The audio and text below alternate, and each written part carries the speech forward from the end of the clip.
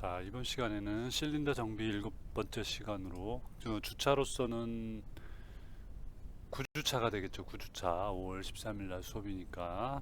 자, 이번에는 거의 이제 여러분들 우리 엔진 실습은 거의 다 끝났고 몇 가지 안 남았으니까 앞으로 좀 적당한 선에서 수업을 할 수 있도록 하겠습니다. 그래서 이번에는 왕복 엔진의 밸브 간극을 조절하고 검사하는 시간입니다. 그래서 밸브 간극을 조절할 때 사용되는 측정 기기하고 개념을 정확하게 알고 있는지에 대해서 알면 되겠습니다. 사용 재료는 지난번과 동일하고 여기에 간극 게이지나 두께 게이지가 필요로 하겠죠. 다음 안전 및 유의사항을 보면 부착용 볼트 너트를 풀고 조일 때 규격에 맞는 공구, 항상 이거 안전 및 유의사항에 되어 있죠.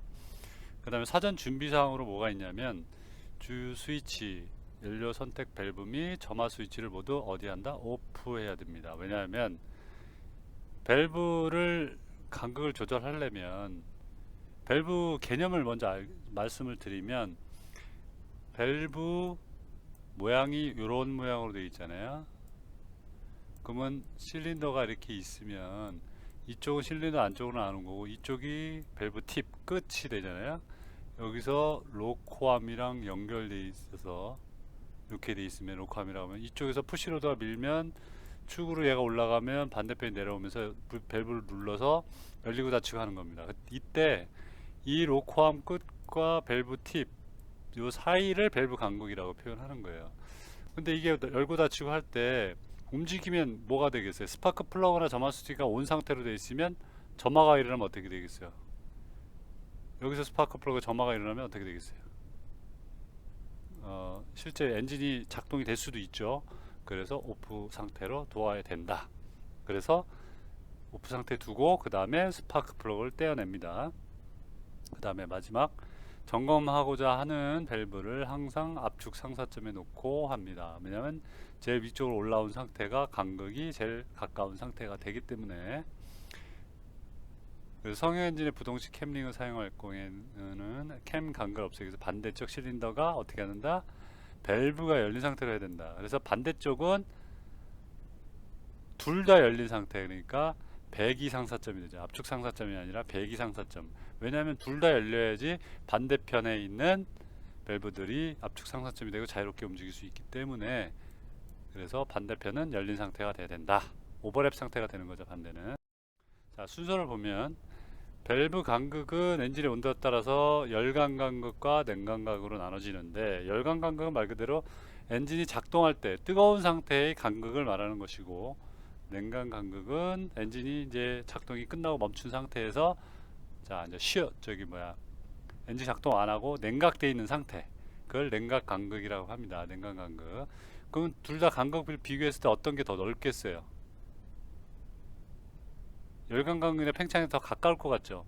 근데 실제로는 여기가 더 넓다. 왜 그러냐면 피스톤 헤드의 팽창 때문에 그걸 밀고 올라가기 때문에 전체적으로 밀고 올라가서 그 간격이 더 넓다. 그래서 실제로는 이 냉각 간극을 가지고 상태에서 측정을 하겠죠.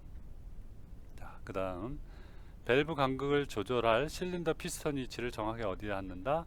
회전시켜 갖고 압축 상사점에 맞춰줍니다. 아까 말씀드렸죠. 왜냐하면 엔진의 밸브 간극 조절은 푸시로드에 힘이 가하지 않는 상태에서 측정되기 때문에 맨 위로 압축 상사점 위치에 놓습니다. 이때 우리는 밸브 간극을 어떤 엔진만 하냐면 성형 엔진만 합니다. 대항형 엔진은 자체 조절이 압력 밸브 리프터라는 것이 있어서 스스로 조절이 되기 때문에 성형 엔진만 필요합니다. 그래서 이거는 이론만 해도 됩니다. 우리 왕복 엔진이 없죠. 성형 엔진 구체를 안 해봅니까? 그 다음 실린더 헤드 부분에 로코암 커버를 일반 공구로 사용해서 떼어낸 다음에 로코암에 있는 잠금 너트를 풀어줘야 됩니다. 왜냐하면 요게 이 밸브 간극 조절할 때 나사를 돌릴 때 잠금 너트가 채워져 있으면 더 이상 돌아가지 않습니다. 그래서 우리 밸브 간극 조절하는 나사를 더 이상 조이고 풀게 하려면 이 잠금 너트를 약간 풀어줘야 됩니다. 그 다음에 다 풀고 나면 로코암 박스 덮개 내 그 금속 입자나 이런 것들이 있으면 클리닝을 해주는 게 맞겠죠. 그 다음에 조절해 놓는 게 좋겠죠. 게이지를 가지고 밸브 스템 끝과 로커암 사이에 틈새 게이지를 넣고 조절 나사를 살살살살 돌리면서 정해진 간극으로 조절해 줍니다. 보통 열간 간극 이쪽이지만 요거 무시하고 냉간 간극은 보통 0.25mm 정도다. 0.25mm면 우리가 뭐죠?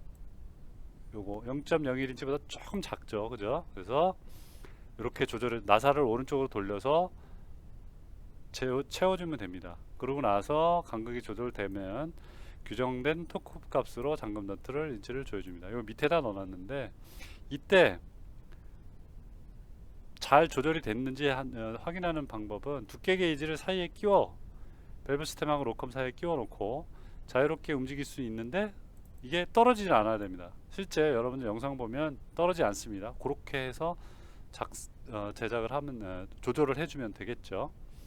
그래서 두께 게이지 사이에 들어가지 말아야 하고, 왜냐하면 0.1인치는 요거보다 좀 더 크기 때문에 요거는 들어가지 말아야 됩니다. 그리고 한 단계 작은 두께 게이지는 훨씬 쉽게 들어가는지 확인해 주면 되겠습니다. 자, 그러고 나서 나머지 처음에 풀었던 작업들을 다시 재조율해서 마무리 지어주면 되겠습니다. 잠깐 나갔다 왔는데 이제 마지막입니다.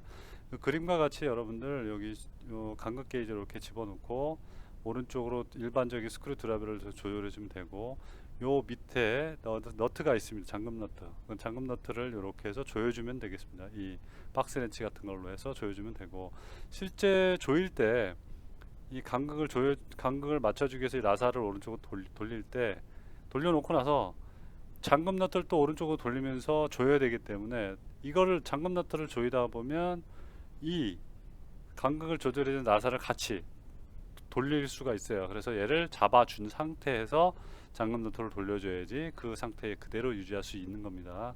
동영상에 보면 참 잘 설명이 되어 있으니까 이해되실 거예요. 마지막으로 점수 채점은 10점짜리입니다. 그래서 기관의 실린더 번호를 어느 정도 알고 있는지, 실린더 번호를 맞춰야지 해야 되고, 그 다음에 우리가 성형 엔진이라고 했으니까 예를 들어서 9개 엔진이다 그러면, 실린더가 9개다 그러면 전부 다 해야 되겠죠. 그럼 어떻게? 순서가 있어야지. 순서를 알아야죠. 왕복 엔진의 점화 순서대로 실린더 간극을 조절해주면 되겠습니다. 아시겠죠? 그 다음에 밸브 간극의 개념을 정확하게 알고 있는지, 그 다음에 간극이 정확히 조절되었는지, 이런 것들을 개념을 알아야 됩니다. 보통 왕복 엔진은 대항해 엔진 갖고 실기 채점을 하기 때문에 성형 엔진이 있으면 실제 이거 작업을 할 것이고, 성형 엔진이 없는 작업장 시험장이다 그러면은 대부분 뭘로 한다? 구술 평가로 합니다.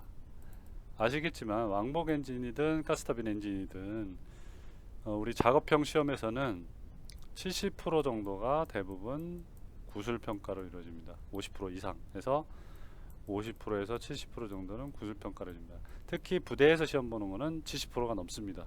왜? 여러분들이 많이 안 해본 거를 감안을 해서 개념을 잡고 있는지 이런 것들을 많이 물어보기 때문에 개념상으로 질문을 많이 합니다. 아시겠죠? 자, 오늘은 여기까지 하고 다음 시간에 또 뵙겠습니다.